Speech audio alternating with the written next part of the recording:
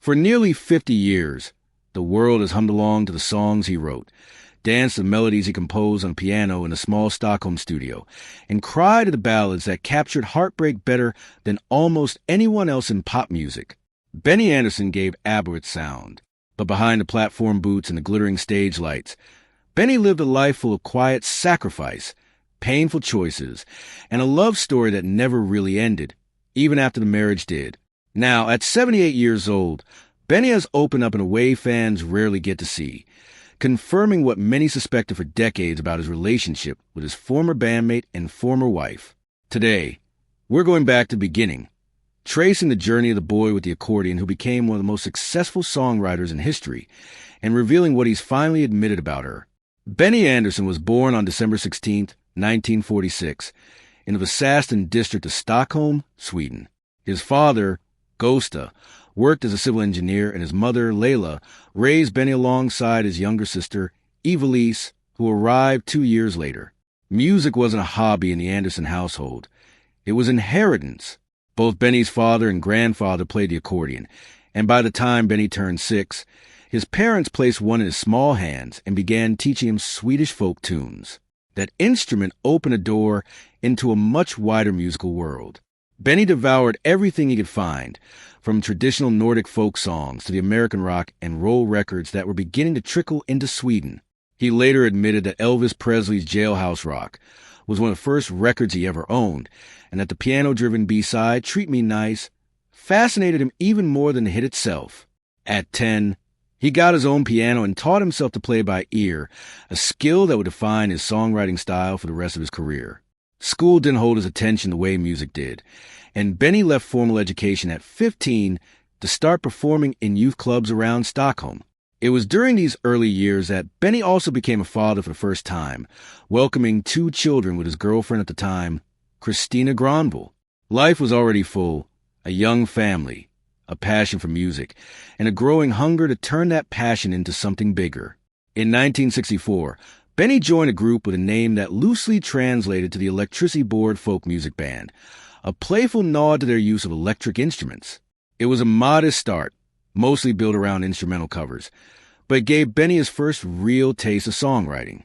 Just months later, everything changed when he was invited to join a rising Swedish pop act called the Hep Stars. The Hep Stars would go on to become one of the biggest pop groups in Sweden during the mid-1960s, often compared to a Swedish version of the Beatles. Benny wasn't just their keyboardist. He quickly became the band's creative engine, writing hit after hit that turned the Hep Stars into teen idols across the country. Songs he composed for the group climbed the charts throughout the decade, and Benny found himself, still in his early 20s, already one of the most in-demand songwriters in Sweden. In the summer of 1966, Benny crossed paths with a young musician named Björn Ulvaeus. The two hit it off instantly, and what began as a casual songwriting session turned into one of the most successful creative partnerships in music history. Their very first collaboration was recorded by the Hep Stars, and from that point forward, Benny and Björn were rarely apart, trading melodies and lyrics back and forth a way that felt almost telepathic. Around the same period, fate began arranging the rest of the pieces. At a Swedish song contest in the late 1960s, Benny met a singer named Annie Frid Lingstad, known to friends as Frida. Not long after, Björn met a young vocalist named Agneta Faltskog.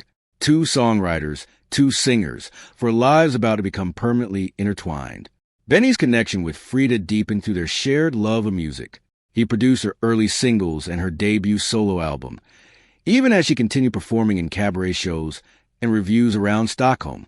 Meanwhile, Agneta was building her own career, eventually landing a starring role in the Swedish production of Jesus Christ Superstar. By the early 1970s, all 4 had become entangled in each other's musical and personal lives, laying the groundwork for something the world hadn't seen before. The 4 of them first sang together almost by accident during a trip to Cyprus in the spring of 1970, when an impromptu beach performance turned into a concert for United Nations peacekeepers stationed on the island. It was a small, spontaneous moment, but it hinted at the magic that happened when their voices combined. Their first serious stage act together debuted in a Swedish theater later that year, though critics weren't especially kind to the show as a whole. One song from the set, however, stood out and became an early hit credited to Bjorn and Benny. Over the next couple of years, the four continued collaborating more and more, adding each other's voices to recordings, touring small venues, and slowly building a sound that was uniquely their own. Their manager, Benny Andersson, believed the group had something special, something that could travel far beyond Sweden's borders. He pushed them to keep writing, and in 1972, they scored a modest domestic hit and, surprisingly, found unexpected success in Japan with another single. Then, in the summer of that year, a song called People Need Love gave the four a taste of what was coming. It wasn't a massive hit, but it even managed a chart in the United States, a small but telling sign of the group's international potential. By 1973, still performing under the clunky combination of all four of their names, they entered Sweden's National Song Contest with a track that carried a new kind of production polish, a lush, layered sound that would soon become their signature. The song didn't win, but it became a hit across parts of Europe and even in South Africa. Around the same time, their manager decided the group needed something simpler, something people could actually remember. He began referring to them by an acronym made from the first letters of each member's first name. Permission was needed from a Swedish canning company that shared the name, and it was granted on the condition the band didn't embarrass the brand. By the end of 1973, the name had officially stuck. A few years later, during a photo shoot, one of the letters was accidentally held backwards, and the mistake became iconic, the mirrored letter that fans instantly recognize on album covers to this day. In early 1974, the group entered Sweden's national selection once more, this time with an upbeat glam rock-influenced track. They won the domestic competition and went on to take the crown at the Eurovision Song Contest that April, performing in English before an international television audience. The victory opened doors across the globe. The song shot to #1 in 9 countries and even cracked the top 10 in the United States. Success didn't arrive in a straight line, though. Their next single performed only modestly, and some in the industry began to whisper that the group might be a novelty act, a one-hit wonder destined to fade. Ticket sales on their early European tour were inconsistent, forcing a few show cancellations. But by 1975, momentum shifted. Sold-out crowds greeted them across Scandinavia, and new singles began dominating charts in Europe and Australia, where a popular television countdown show helped turn them into a national obsession. By 1976, the group had become a household name across much of the world, even as cracking the difficult American album market remained a challenge. That spring, a Greatest Hits compilation topped the charts in more than a dozen countries, powered by a soaring new single that became one of their most beloved songs ever. Later that year, an album packed with future classics pushed their success to new heights, including a song about heartbreak and independence that would go on to become perhaps the most famous track of their entire career. Touring intensified to the late 1970s. The group crossed continents, playing for massive crowds in Australia despite bomb scares and torrential rain, and later recording a chunk of a hit album at a studio in Miami. Their music, along with a feature film documenting their tour, cemented their status as one of the biggest acts on the planet. But fame came at a steep personal cost. Behind the record-breaking tours, both marriages within the group were quietly buckling under the strain. Agnetha and Bjorn, married since 1971, split in 1979 at the very height of the band's success. It was, by Agnetha's own later admission, one of the most painful periods of her life, one that eventually pushed her toward therapy.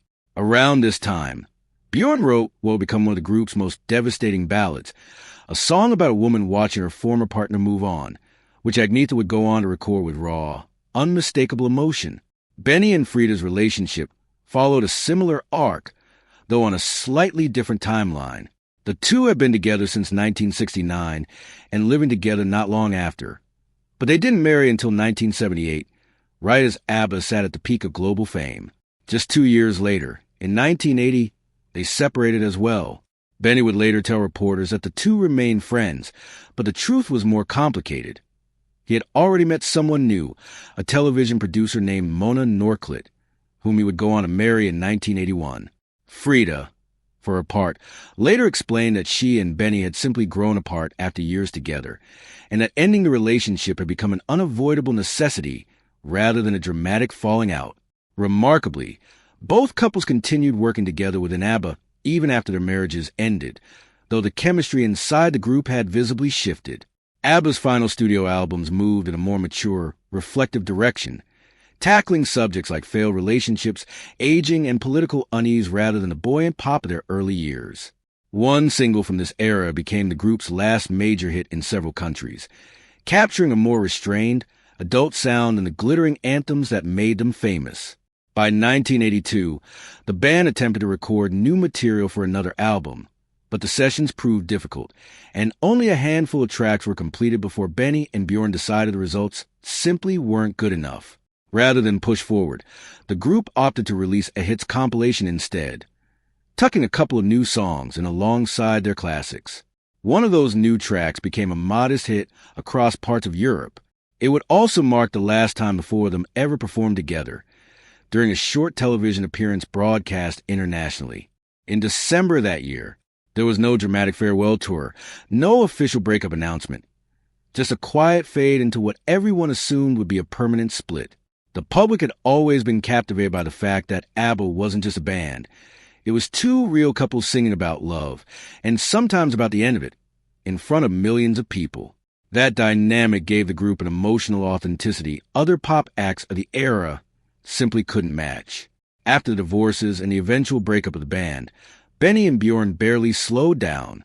The pair went on to write a hit stage musical, later found massive success adapting their catalog into a stage show and film that would be seen by tens of millions of people worldwide, and continue producing music for other artists. Both men saw their fortunes and their reputations grow steadily in the decades that followed. Agnetha and Frida's post-ABBA lives took a much quieter, more difficult turn. Agnetha struggled for years with stage fright, a fear of flying, and the guilt of having been away from her children during ABBA's relentless touring schedule.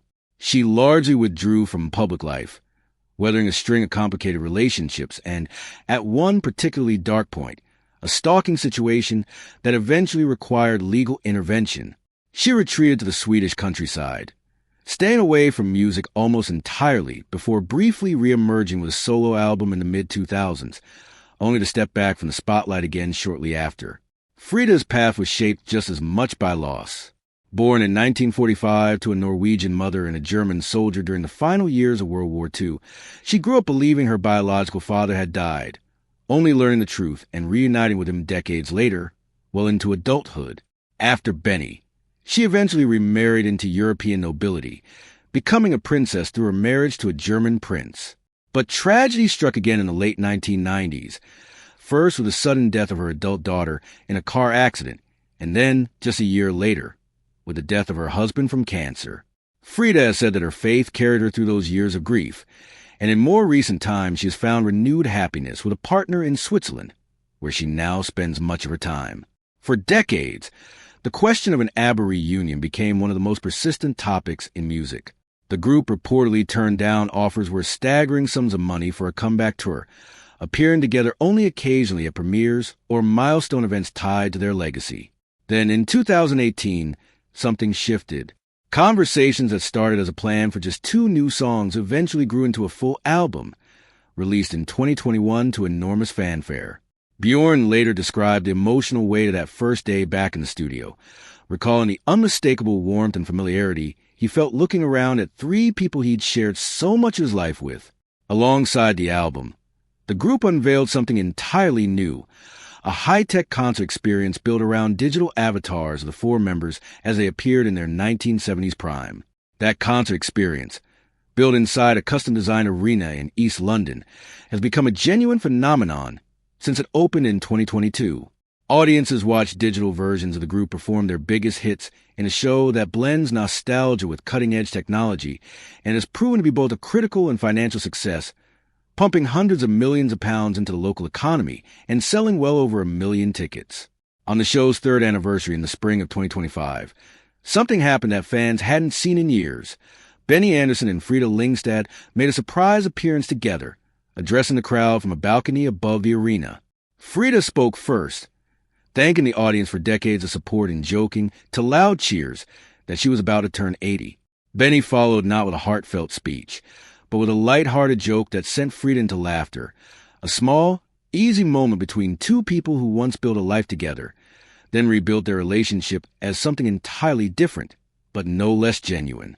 It was in interviews and moments like these that Benny has finally confirmed, in his own understated way, what fans had long suspected.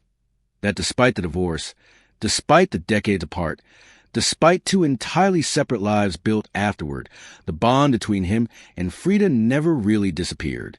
It simply changed shape, settling into something quieter, steadier, and built on mutual respect rather than romance. While the Voyage show continues its sold-out run in London,